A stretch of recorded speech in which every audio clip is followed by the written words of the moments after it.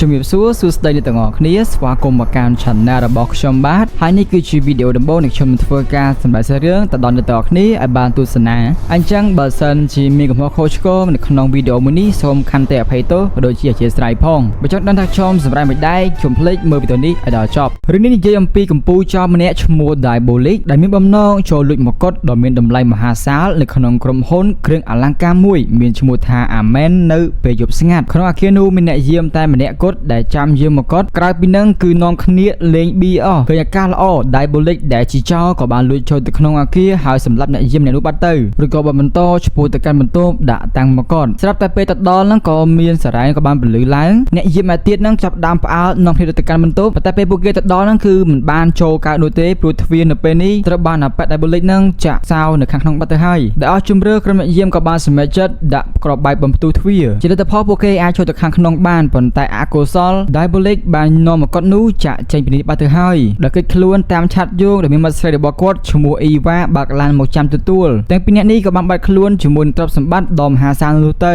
លុះល្ងាចបន្ទាប់ក្រុមហ៊ុន Amen បានរៀបចំកម្មវិធីបង្ហាញគ្រឿងអលង្ការដ៏កម្ររបស់ខ្លួនមានតារា model ស្អាត5នាក់បានឡើងដើរបង្ហាញគ្រឿងពេជ្រដ៏មានតម្លៃរបស់ក្រុមហ៊ុននៅលើឆាកគ្រឿងពេជ្រទាំងនោះស្អាតខ្លាំងណាស់រហូតធ្វើឲ្យអ្នកទស្សនាចង់បានគ្រប់គ្នាដើម្បីការពារកុំឲ្យមានចោរកម្មបន្តទៀតប៉ូលីសជាច្រើនអ្នកត្រូវបានពង្រាយនៅជុំវិញសាលកម្មវិធីតែមិនទាន់ទាំងចប់កម្មវិធីផងភ្លើងក៏រលត់ទាំងកណ្ដាលត្រៀតក្រុមសន្តិសុខបានបញ្ជាឲ្យនាំតារា model ទាំងនោះទៅកាន់បន្ទប់សុវត្ថិភាពភ្លាមដើម្បីកុំឲ្យនរណាម្នាក់នឹងលួចគ្រឿងអលង្ការបានប៉ុន្តែចៃដន្យអីបន្ទប់សុវត្ថិភាពនោះបែរជាផ្នែកខាងក្រោយនៃឡានដឹកទំនិញទៅវិញហើយមន្ត្រីដែលបានចាក់សោពួកគេនៅខាងក្នុងនោះគឺគ្មាននរណាក្រៅពី Diabolic នោះទេដែលគេបានបន្លំខ្លួនជាមួយនឹងឯកសណ្ឋានប៉ូលីសពេលបើកឡានចេញទៅគាត់បានដោះគ្រឿងអលង្ការពីតារា model ទាំងអស់ឬហើយក៏បានទម្លាក់ពួកគេនឹងនៅកណ្ដាលផ្លូវស្ងាត់មួយនារីទាំង5នាក់នោះមានការភ័យខ្លាចជាខ្លាំងប៉ុន្តែពួកគេបានតាំងចិត្តដើរទៅកាន់ភោជនីយដ្ឋាននៅក្បែរនោះដើម្បីសុំជំនួយនៅទីកន្លែងនោះមានមនុស្សប្រុសម្នាក់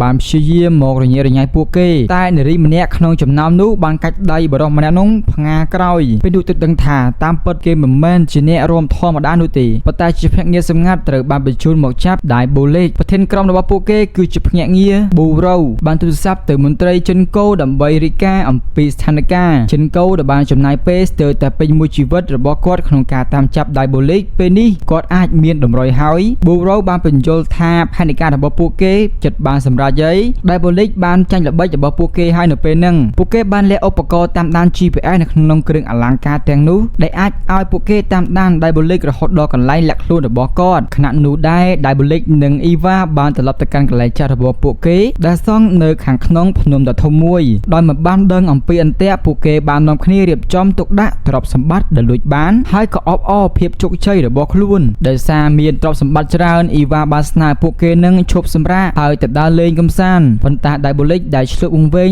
នឹងការងារជាចោររបស់គាត់បានបដិសេធហើយថែមទាំងរៀបចំផែនការធំបន្តទៀតទន្ទឹមមនុស្សផងដែរចិនកូនិងក្រុមរបស់គាត់បានតាមដានសញ្ញា GPS ទៅដល់ភ្នំនោះប៉ុន្តែពួកគេមានការងើយឆ្ងល់នៅពេលដែលសញ្ញានោះបានចង្អុលបង្ហាញទៅត្រង់ថ្មដ៏ធំមួយចិនកូបានបញ្ជាឲ្យដាក់ Dynamic បំផ្ទុះភ្នំនោះការបំផ្ទុះភ្នំបានបង្ហាញឲ្យពួកគេឃើញនៅផ្លូវរួមក្រោមដីដែលលាក់កំបាំងដែលនាំឲ្យទៅដល់មូលដ្ឋានរបស់ Diabolic ដែលមើលឃើញពីសកម្មភាពទាំងអស់តាមរយៈកាមេរ៉ាសុវត្ថិភាព Diabolic និង Eva បានបញ្ញាបញ្ញាលវេចខ្ចប់ទ្រព្យសម្បត្តិហើយរត់គេចខ្លួនតាមផ្លូវសម្ងាត់មួយទៀតពេលចិនកូនិងក្រុមរបស់គាត់ទៅដល់ពួកគេមិនបានឃើញអ្វីក្រៅពីគំនររបស់របរចោលនោះទេចោលបានរត់គេចបាត់អស់ទៅហើយមិនយូរប៉ុន្មានចិនកូបានប្រទះឃើញផ្លូវរត់គេចខ្លួនមួយនោះហើយក៏ចាប់ដើមដេញតាមពេលកំពុងរត់ជើងរបស់ Eva បានជាប់នឹងចន្លោះថ្មហើយនាងបានស្រែកហៅឲ្យជួយប៉ុន្តែដែលឃើញចិនកូកំពុងតែដេញតាមពីក្រោយ Diabolic ក៏បានក្បត់នាងដោយទុកនាងចោលដើម្បីឲ្យខ្លួននឹងរត់គេចតែម្នាក់ឯង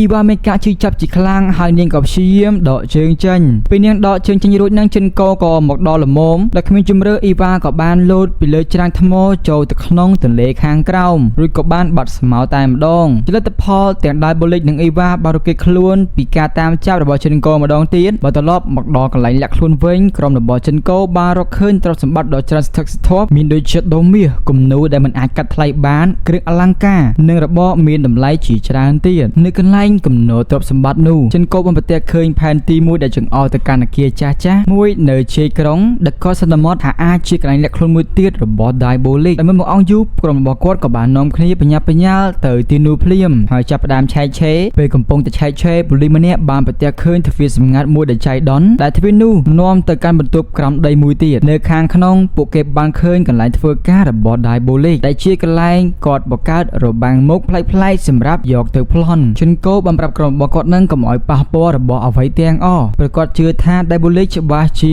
នឹងត្រឡប់មកទីនេះវិញមុនពេលវាចេញមកប្លន់លើក្រោយត្រឡប់មកដល់ការនិយាយទូអង្គម្នាក់ទៀតដែលមានឈ្មោះថា Altia ដែលជាម្ចាស់ស្ត្រីនៃប្រទេស Wallenberg ហើយក៏ជាគូស្នេហ៍របស់ចិនគោដែរពេលពួកគេជួបគ្នាពួកគេនិយាយពីរឿងរៀបការតែចិនគោដែលចំណាយពេលពេញមួយជីវិតដើម្បីតាមចាប់ Diabolic បានប្រាប់នាងថាគាត់មិនអាចរៀបការនៅពេលនេះបាននោះទេដរាបណា Diabolic មិនទាន់បានចាប់ខ្លួន Altia យល់អំពីការងាររបស់គាត់ហើយក៏បានសន្យាថានឹងរងចាំហើយបានអញ្ជើញគាត់ឲ្យចូលរួមកម្មវិធីជួបលៀងខាងមុខរបស់នាងក្រុមនឹងពាក់ខ្សែកដ៏មានតម្លៃបំផុតរបស់នាងនៅយប់នោះហើយចង់ឲ្យចិនកោនៅក្បែរដើម្បីការពារទាំងនាងនិងគ្រឿងអលង្ការនោះផងនៅយប់នោះ Diabolic ពិតជាបានត្រឡប់មកកន្លែងលាក់ខ្លួននោះមែនដោយប្រើ microphone លាក់ទុកក៏បានលួចស្ដាប់ប៉ូលីសដែលកំពុងយាមកាមនៅទីនោះគាត់ដឹងថាពេលនេះមន្ត្រីម្នាក់ឈ្មោះ Roller កំពុងតែយាមបន្ទប់ក្រោមដីបញ្ជូរប្រមាណ Diabolic ក៏បានបើកទ្វារបន្ទប់ក្រោមដីយ៉ាងប្រហើន Roller បានបាញ់ជាច្រើនគ្រាប់ប៉ុន្តែក្នុងកំភ្លើងទាំងនោះបានផ្លាតចេញពីរបាំងមុខកញ្ចក់ដ៏ក្រាស់មួយដែលបាំងរវាងពួកគេសម្លេងកាំភ្លើងបានធ្វើប៉ូលីសផ្សេងទៀតឲ្យរចូលមកខាងក្រោមប៉ុន្តែពេលទៅដល់ពួកគេបានឃើញ Roller ដេកសន្លប់បាត់ទៅហើយ Diabolic បានបោកពួកគេម្ដងទៀតដែលបានលួចយកម៉ាស៊ីនធ្វើរបាំងមុខរបស់គាត់មកវិញមុនពេលបាក់ខ្លួនចូលទៅក្នុងភាពងងឹតពេលចិនកោដឹងថាម៉ាស៊ីនដ៏ធំត្រូវបានលួចនៅនឹងមុខក្រុមរបស់គាត់មានការខឹងយ៉ាងខ្លាំង Diabolic បានធ្វើឲ្យប៉ូលីសអាម៉ាស់មុខម្ដងទៀតដែលអាចលួចចូលមកហើយចេញទៅវិញដោយសុវត្ថិភាពខណៈដែលពួកគេកំពុងតែនៅទីនេះផ្ទាល់នៅថ្ងៃបន្ទាប់ចិនកោក៏បានហៅឲ្យទៅជួបជាមួយនឹងមន្ត្រីជាន់ខ្ពស់របស់គាត់ដើម្បីរៀបចំផែនការជំហានបន្ទាប់ប៉ុន្តែនៅពាក់កណ្ដាលនៃការប្រជុំពួកគេបានទទួលទូរស័ព្ទដែលនឹកស្មានមិនដល់អ្នកដែលខលនោះគឺជាអ៊ីវ៉ាបានស្នើខ្លួនជួយប៉ូលីសចាប់ Diabolic តែមានលក្ខខណ្ឌមួយគឺនាងត្រូវតែមានសេរីភាពនាងទាមទារឲ្យប៉ូលីសលុបចោលរាល់ការចោទប្រកាន់ទាំងអស់ទៅលើរូបនាងហើយបញ្ជូននាងទៅប្រទេសមួយទៀតដោយសុវត្ថិភាពនាងឲ្យពេលវេលា30នាទីដើម្បីសម្រេចចិត្តរួចក៏បិទទូរស័ព្ទទៅចៅហ្វាយរបស់ចិនកោឃើញថាអាការនេះគឺជាអាការមាសហើយបានជំរុញឲ្យគាត់យល់ព្រមដោយទទូចថាចាប់ Diabolic គឺសំខាន់ជាងអ្វីៗទាំងអស់ប៉ុន្តែចិនកោជំទាស់យ៉ាងខ្លាំងគាត់មិនត្រឹមតែចង់ចាប់ Diabolic ទេគាត់ក៏ចង់ស្នើឲ្យអ៊ីវ៉ានឹងជាប់គុកផងដែរដោយការតាំងចិត្តយ៉ាងមុតមាំចិនកោបានប្រាប់ផែនការរបស់គាត់ទៅកាន់ក្រុមរបស់គាត់លើកក្រោយពេលអ៊ីវ៉ាទូរស័ព្ទមកគាត់បានព្យាយាមនិយាយពន្យាពេលជាមួយនឹងនាងខណៈពេលដែលក្រុមប៉ូលីសតាមដានទីតាំងរបស់នាងនៅពេលអ៊ីវ៉ាទូរស័ព្ទមកម្ដងទៀតចិនកោក៏បានចាប់ដើមនិយាយអូសបន្លាយនេះនោះដើម្បីពន្យាពេលទៀតខណៈក្រុមប៉ូលីសបានតាមដានសញ្ញាទូរស័ព្ទហើយបញ្ញាប់ទៅកាន់ទីតាំងនោះប៉ុន្តែអ្វីដែលគួរឲ្យខកចិត្តនោះគឺអ៊ីវ៉ាមិនបានលាក់ខ្លួននៅទីនោះឡើយដែលធៀបពិតទៅនាងកំពុងតែទំនាក់ទំនងជាមួយនឹងគេហ្នឹងគឺតាមរយៈទូរស័ព្ទសាធារណៈមួយតាមផ្លូវប៉ុណ្ណោះនៅពេលឃើញប៉ូលីសជិតមកដល់អ៊ីវ៉ាក៏រហ័សគេចខ្លួនតាមផ្លូវរួមក្រំដីសម្ងាត់មួយនៅក្បែរនោះហើយក៏បានរួចខ្លួនពីការតាមចាប់របស់ពួកគេម្ដងទៀតចំណែកឯភ្នាក់ងារ Elena Anowen កំពុងតែពិនិត្យមើលរបស់របរដែលរឹបអូសបានពីកន្លែងលាក់ខ្លួនរបស់ Diabolic ស្រាប់តែនាងមកប្រទះឃើញរឿងប្លែកមួយគឺខ្សែដៃមួយខ្សែបានបាត់នាងក៏បានប្រាប់ទៅចិនកោភ្លាមហើយចិនកោក៏យល់រឿងនេះភ្លាមផងដែរច្បាស់ណាស់ថាអ៊ីវ៉ាគឺជាអ្នកយកខ្សែដៃនោះទៅនោះហើយគឺជាកំហុសដ៏ធំរបស់នាងព្រោះខ្សែដៃនោះគឺជារបស់ដែលប៉ូលីសបានលាក់ឧបករណ៍តាមដាន GPS ចិនកោពិតជាគិតត្រូវមែនដែលប្រើឧបករណ៍តាមដាននោះប៉ូលីសបានឃើញទីតាំងពិតប្រាកដរបស់អ៊ីវ៉ាភ្នាក់ងារ Roller ដែលចង់លុបលាងកំហុសរបស់ខ្លួនក្រោយពីត្រូវ Diabolic យកឈ្នះការពីលើកមុនក៏បញ្ញាប់បញ្ញាទៅកន្លែងនោះហើយយកកាំភ្លើងភ្ជុំក្បាលអ៊ីវ៉ានេះជាឱកាសរបស់គាត់ដើម្បីបង្ហាញសមត្ថភាពឡើងវិញប៉ុន្តែអ៊ីវ៉ាលឿនជាងនាងបានដោះអាវុធ Roller យ៉ាងរហ័សឆក់យកកាំភ្លើងរបស់គាត់រួចយករថយន្តរបស់ប៉ូលីសបើរត់គេចខ្លួនបាត់ទៅពេលចិនកោមកដល់នឹងគាត់ឃើញ Roller ដេកសន្លប់នៅលើដីទៀតហើយកាន់តែយ៉ាប់ជាងនឹងទៅទៀត Roller បានដោះខ្សែដៃ GPS ចេញដៃរបស់អ៊ីវ៉ាទាំងមិនដឹងខ្លួនដែលធ្វើឲ្យពួកគេនឹងបាត់បង់តម្រុយតែមួយគត់ដែលខ្លួនមានដោយសារតែមានកំហុសមួយនេះនាយកដ្ឋានបានសម្រេចចិត្ត Roller នឹងគឺមិនស័ក្តិសមនឹងការងារនៅខាងក្រៅទៀតទេ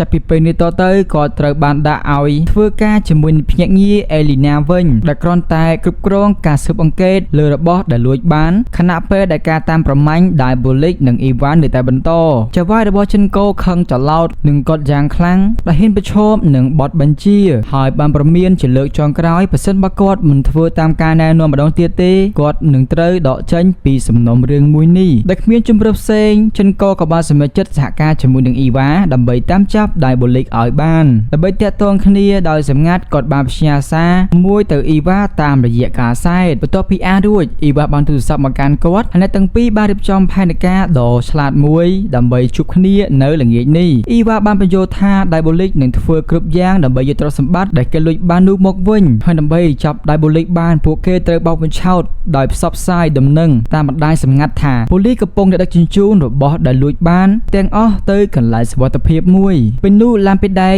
មួយនឹងត្រូវបានប្រើជំនួយដើម្បីឲ្យ Diabolic នឹងជឿថារបស់ដែលប្លន់ទាំងអស់គឺពិតជានៅក្នុងឡាននោះពិតមែនទោះជាយ៉ាងណាក៏ដោយទ្រព្យសម្បត្តិពិតប្រាកដនឹងត្រូវបានលាក់ក្នុងឡានកញ្ចាស់មួយដើម្បីកុំឲ្យមានការសង្ស័យអ៊ីវ៉ាបានណែនាំបន្ថែមទៀតថានៅពេលដែល Diabolic ដេញតាមរថយន្តនោះពួកគេនឹងតាក់ទាញគាត់ឲ្យចូលទៅក្នុងរូងក្រំដីមួយដែលជាកន្លែងប៉ូលីសអាចឡោមព័ទ្ធគ្រប់ទិសទីបានចិនកូពេញចិត្តនឹងផែនការមួយនេះណាស់ហើយក៏បានចាប់ផ្ដើមអនុវត្តភ្លាមៗនៅថ្ងៃបន្ទាប់ដែលមានជំនួយពីភ្នាក់ងារសម្ងាត់ម្នាក់ចិនកូក៏បានឲ្យគេផ្សព្វផ្សាយដំណឹងថាប៉ូលីសនឹងធ្វើការដឹកជញ្ជូនរបស់ដែលលួចបានគាត់ក៏បានទៅជួបនឹងសង្សាររបស់គាត់ឈ្មោះ Altair ដើម្បីប្រាប់ថាយប់ហ្នឹងគាត់មិនបានទៅចូលរួមកម្មវិធីជប់លៀងរបស់នាងទេព្រោះជាប់រវល់បំពេញភារកិច្ចតែគាត់ក៏បានធានាថានឹងឲ្យមន្ត្រីដៃឯករបស់គាត់ទៅការពារនាងនិងខ្សែកដ៏មានតម្លៃរបស់នាងទីបំផុតថ្ងៃធ្វើប្រតិបត្តិការក៏បានមកដល់ចំណែក Altair នៅវិញដើម្បីត្រៀមខ្លួនសម្រាប់កម្មវិធីជប់លៀងនាងបានហៅអ្នកផាត់មុខដល់ល្បីជាងគេនៅក្នុងទីក្រុងមកតបតែងខ្លួនឲ្យ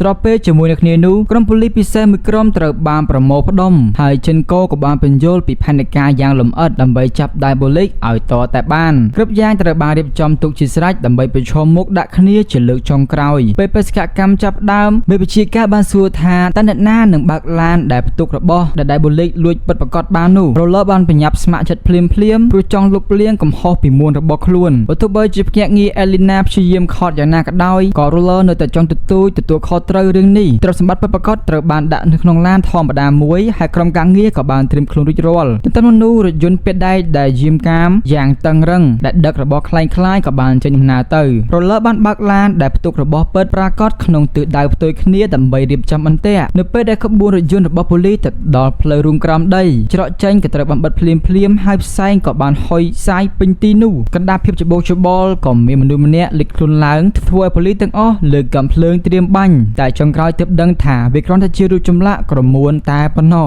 បើកលេចក្នុងកម្មវិធីជប់លៀងឯនោះវិញអាទាបានដឹងថាខ្សែកដ៏មានតម្លៃរបស់នាងបានបាត់ដោយគ្មានស្លាកស្នាមចំណែក Roller នៅវិញបានបដូរផ្លូវដែលបើកកាត់ផ្លូវព្រៃស្ងាត់ជ្រងំមួយទីនោះគេបានជួបជាមួយនឹងអ៊ីវ៉ាហើយកាប់ទៅបានបង្ហាញឲ្យដឹងថានាងគឺជាអ្នកលួចខ្សែករបស់ Altair ដែលបន្លំខ្លួនធ្វើជាអ្នកផាត់មុខឲ្យនាងនោះឯងអ្វីដែលស្មានមិនដល់ទៅនោះគឺ Roller បានដោះរបាំងមុខចេញហើយបង្ហាញខ្លួនពិតតាមពិតទៅគឺជា Diabolic ដែលបន្លំខ្លួនមករឿងរ៉ាវត្រឡប់ទៅក្រោយវិញបានបង្ហាញផែនការដ៏ឆ្លៀសវៃនេះដែលតាមពិតទៅនៅពេលដែល Diabolic ធ្វើជាបោះបង់អ៊ីវ៉ាចោលកំឡុងពេលដេញតាមគ្នានោះគឺគ្រាន់តែជាការសម្ដែងដើម្បីបោកបញ្ឆោតចិនកូឲ្យជឿជាក់ទៅលើនាងតែប៉ុណ្ណោះបន្ទាប់ពីលោតចូលទន្លេអ៊ីវ៉ាបានគេចខ្លួនចូលទៅក្នុងច្រកសម្ងាត់មួយតាមផែនការដែល Diabolic បានរៀបចំទុកបន្ទាប់មកនាងក៏បានសម្លាប់ Roller ពិតប្រាកដបង្កើតរបាំងមុខដូចជា Roller បេះបិទហើយបន្លំខ្លួនធ្វើជា Roller នោះឯងដែលបានបោកបញ្ឆោតកម្លាំងប៉ូលីសទាំងអស់នៅដណ្ដើមយករបស់ដែលគេបានលួចនោះមកវិញ